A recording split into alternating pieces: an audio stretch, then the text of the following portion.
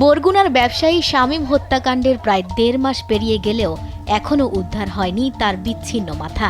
গত ৮ জুন গৌরীচন্না এলাকার একটি স্থান থেকে তার মাথাবিহীন মরদেহ উদ্ধার করা হয়। এই নৃশংস হত্যাকাণ্ডের ঘটনায় জড়িত সন্দেহে ইতিমধ্যে ৬ জনকে গ্রেফতার করেছে পুলিশ। তাদের পর্যায়ক্রমে রিমান্ডও মঞ্জুর হয়েছে। কিন্তু এতদিন পরও শামীমের মাথা উদ্ধার না হওয়ায় স্বজনদের হতাশা ও ক্ষোভ দিন দিন বাড়ছে। শামীমের মাথা উদ্ধারে বিভিন্ন খাল ও জলাশয়ে জাল টেনে অভিযান চালাচ্ছে পুলিশ। তদন্তকারীদের এমন তৎপরতার মধ্যেও কাঙ্ক্ষিত সাফল্য না আসায় নিহতের পরিবারের সদস্যরা চরম মানসিক যন্ত্রণার মধ্যে দিন কাটাচ্ছেন। স্বামীকে হারানোর শোকের পাশাপাশি মরদেহের একটি গুরুত্বপূর্ণ অংশ এখনো না পাওয়ার বেদনা প্রতিনিয়ত তাড়া করে ফিরছে তার স্ত্রী রোকসানাকে।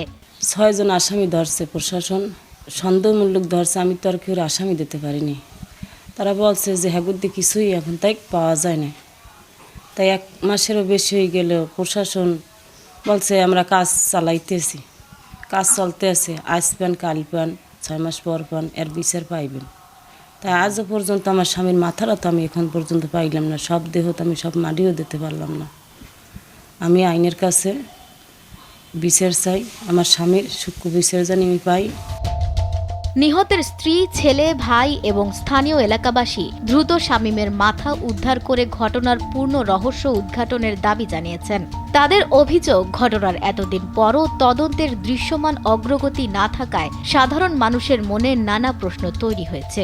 ১ মাস হয়ে গেছে, এখন থেকে আমার বাবার মাথাটা আমরা পাই না। আমরা চাই যারা আমার বাবাকে নৃশংসভাবে হত্যা করছে তাদের ফাঁসি চাই। আমার বড় ভাই, আমার আদরের ভাই, আমার ভাইয়ের মাথাটা পেলাম না, দাফন দিলাম মাথা ছাড়া। সঠিক আসামি ধরে আমি তাদের ধরে প্রশাসন যাতে তাদের সুষ্ঠু বিচার করে এবং তাদের ফাঁসি চাই।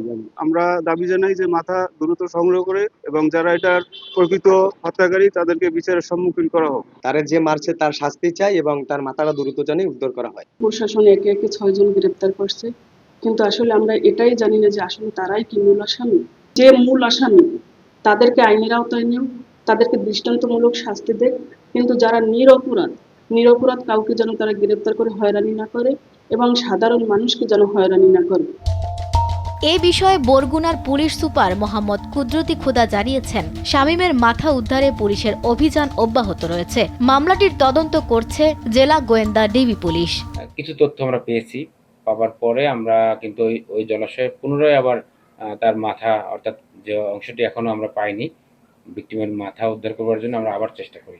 আসামিকে গ্রেপ্তার করেছি এবং পূর্বের এবং পরবর্তী আচরণ মিলিয়ে আমরা মোটামুটি নিশ্চিত হয়েছি যে কে কিভাবে হত্যা করেছে। আমাদের আরো কিছু অ্যাডভান্সমেন্টের দরকার আছে, অগ্রগতির দরকার আছে। কিছু তথ্যপত্র আমাদের হাতে আরেকটু আসলে আমরা এই বিষয়টি নিয়ে আরো ক্লিয়ার করব। শামীম হত্যাকাণ্ডের ঘটনায় তার স্ত্রী অজ্ঞাতনামা আসামিদের বিরুদ্ধে মামলা দায়ের করেন। পরে তদন্তের ভিত্তিতে সজীব, শ্যামল, শফিক, দুর্জয়, সাগর ও শিমুল নামে ৬ জনকে গ্রেফতার করা হয়। তবে ১.৫ মাস পরেও শামীমের বিচ্ছিন্ন মাথা উদ্ধার না হওয়ায় মামলাটি ঘিরে উদ্বেগ ও আলোচনার শেষ নেই। নিউজ ডেস্ক, দেশ টিভি।